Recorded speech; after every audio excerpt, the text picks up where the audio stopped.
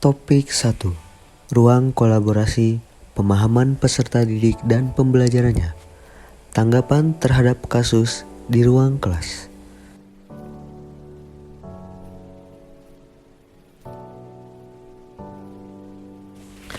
Kasus 1.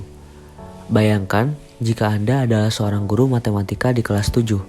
Saat ini, Anda hendak menyampaikan materi mengenai matematika sosial, yakni mencari nilai rata-rata atau MIN. Untuk memudahkan peserta didik dalam memahami pembelajaran, Anda mencoba untuk membuat urutan atau langkah-langkah yang perlu diikuti oleh peserta didik agar dapat mencari nilai rata-rata pada sebuah soal. Anda meminta kepada peserta didik untuk mengerjakan soal yang Anda berikan. Hasilnya, peserta didik mampu mengerjakan dengan benar sesuai dengan langkah-langkah yang telah Anda siapkan.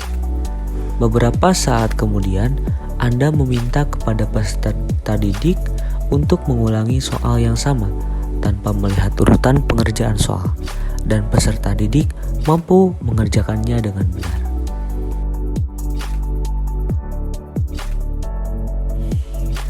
Menurut Anda, apa yang membuat peserta didik mampu mengerjakan soal dengan baik pada percobaan kedua tanpa melihat urutan atau langkah-langkah pengerjaan soal? Kedua, sebagai seorang calon guru, dalam kegiatan belajar yang seperti apa metode di atas dapat diterapkan? Elaborasi jawaban Anda dengan menyertakan teori yang berkaitan.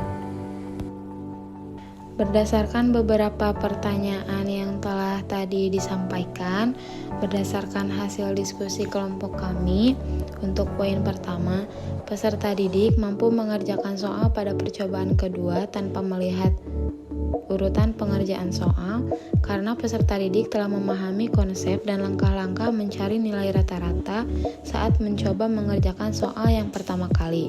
Proses ini berkaitan erat dengan teori perilaku atau conditioning yang dipopulerkan oleh Pavlov, di mana individu atau peserta didik dilatih dengan suatu stimulus berbentuk soal dan respon yang benar dalam menyelesaikan soal. Nah, atas dasar itulah latihan peserta didik bisa menjadikan tindakannya benar dan tanpa memerlukan referensi dan terbentuklah tanpa disadari. Memori dari metode yang diajarkan pada waktu pertama latihan itulah yang membuat mereka berhasil dalam mengerjakan soal tersebut untuk kedua kalinya. Proses ini adalah penguatan dalam belajar teori tingkah laku. Setelah mengetahui cara penyelesaian, peserta didik mengimprovisasi pemahaman dan dapat menyelesaikan permasalahan yang serupa tanpa kebutuhan sampel responden. Ini adalah proses yang akan membuat peserta didik belajar secara aktif dan juga akan membuat mereka percaya diri tentunya dan menguasai konsep suatu materi.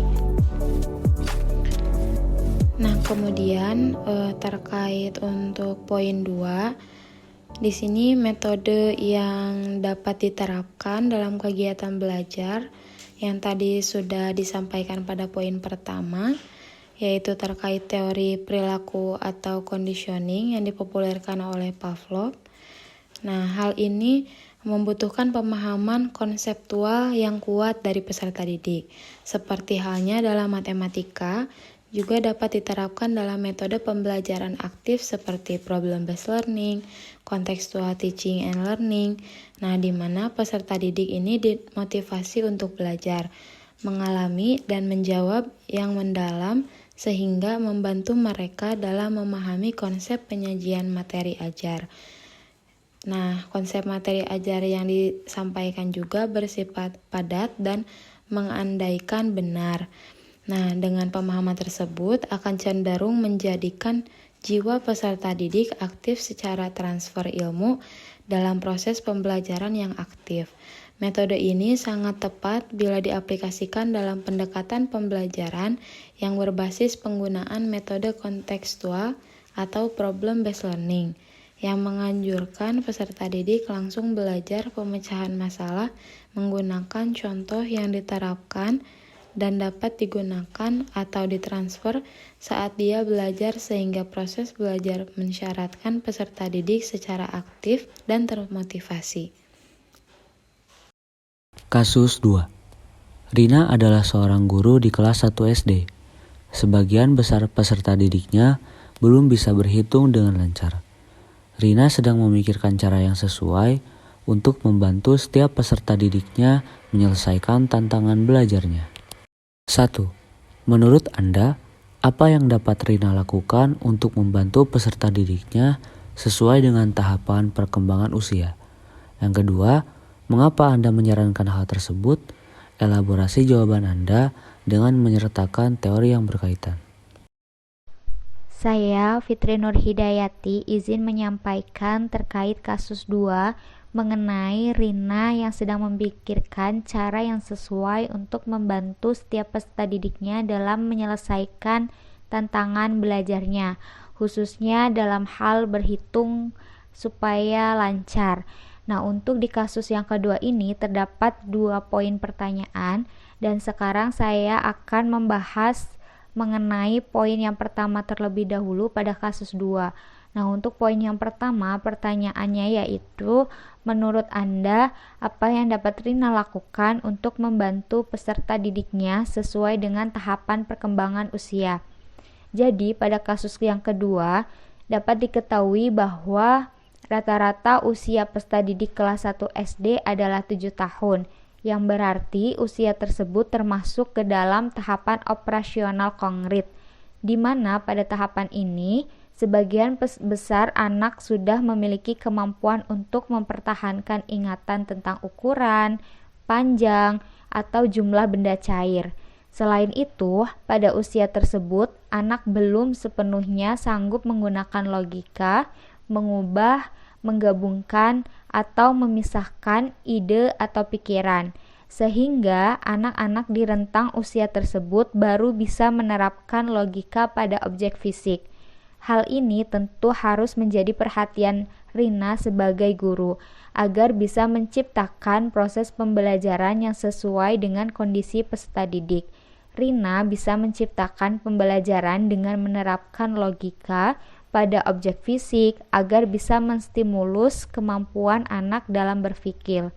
Hal yang dapat Rina lakukan untuk membantu peserta didik yang belum bisa berhitung dengan lancar dapat dilakukan salah satunya dengan cara mengajarkan perhitungan ke dalam sebuah lagu, objek gambar, atau bentuk konkret yang dapat dengan mudah diingat dan dipraktikkan oleh peserta didik.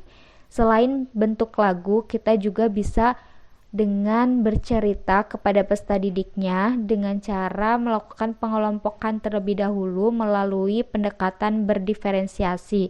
Nah, di mana nanti di sana itu kita melakukan pendekatan dengan bertanya kepada setiap peserta didik terkait kesukaannya.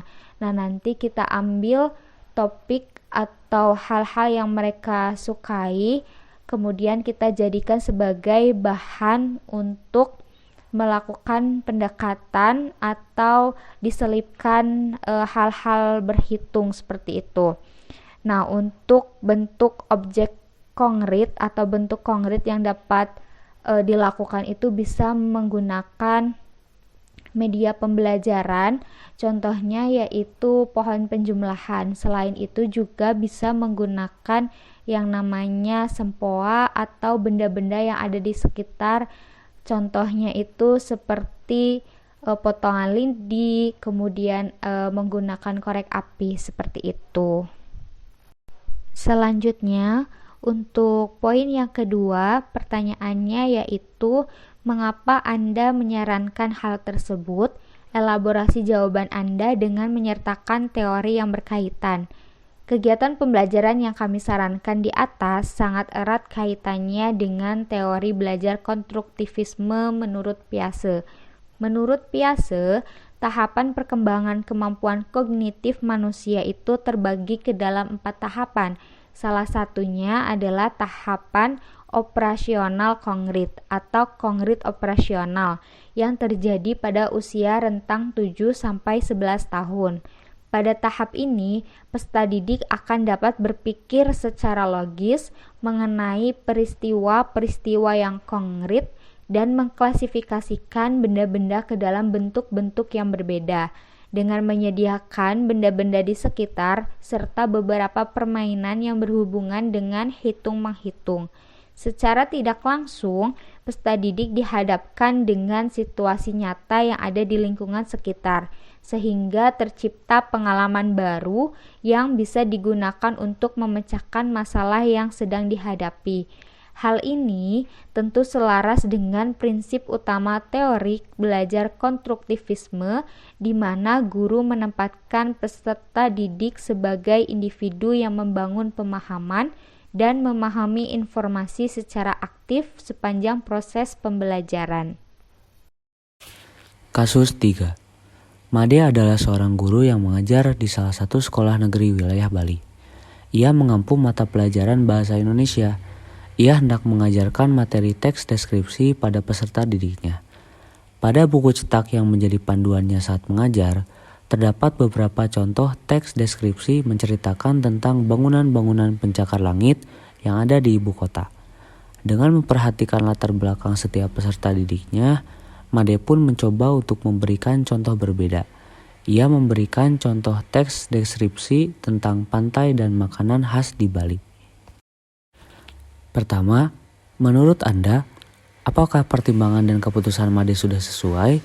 Mengapa demikian? Kedua, prinsip apa yang Made gunakan dalam kasus tersebut? Elaborasi jawaban Anda dengan menyertakan teori yang berkaitan. Untuk menjawab pertanyaan pertama, kelompok kami sudah mendiskusikannya. Jadi, menurut kelompok kami, pertimbangan dan keputusan Pak Made memberikan contoh berbeda dengan panduan mengajar, yaitu teks deskripsi tentang pantai dan makanan khas Bali sudahlah sangat sesuai. Pak Made sudah membuat contoh yang berbeda dari buku untuk memudahkan peserta didik memahami materi teks deskripsi. Sebagai seorang guru, Pak Made telah melakukan langkah awal yang baik dengan melihat latar belakang peserta didik secara keseluruhan. Kemudian, ia memilih konten dalam pembelajaran yang sesuai dengan pengalaman dan lingkungan peserta didik, agar peserta didik dapat mengaitkan materi dengan pengalaman mereka sendiri.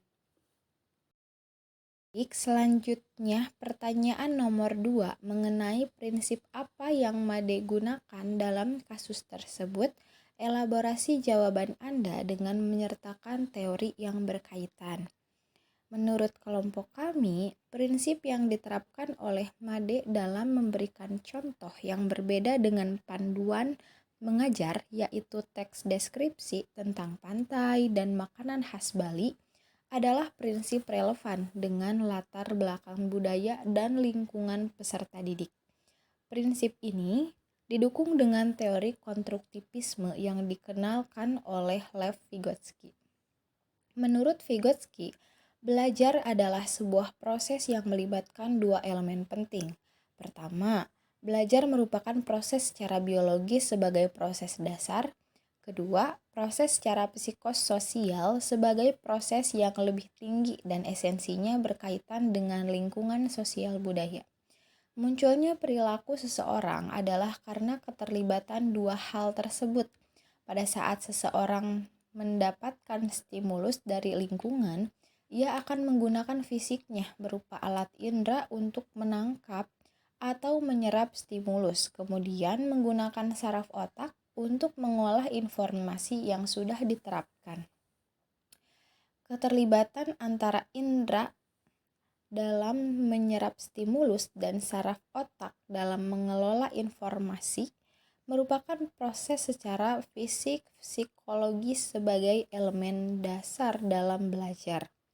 Pengetahuan yang telah ada sebagai hasil dari proses elemen dasar ini akan lebih berkembang ketika mereka berinteraksi dengan lingkungan sosial budaya mereka. Dari pengertian teori konstruktivisme, dapat disimpulkan bahwa siswa dapat membangun pemahaman serta pengetahuan mereka sendiri melalui berbagai pengalaman yang telah dimiliki. Teori ini menekankan pentingnya konteks sosial dan lingkungan dalam pembelajaran. Dengan menghubungkan materi pembelajaran dengan konteks lokal, MADE dapat memfasilitasi konstruksi pengetahuan yang lebih baik dan berkelanjutan untuk peserta didik. Sekian, terima kasih.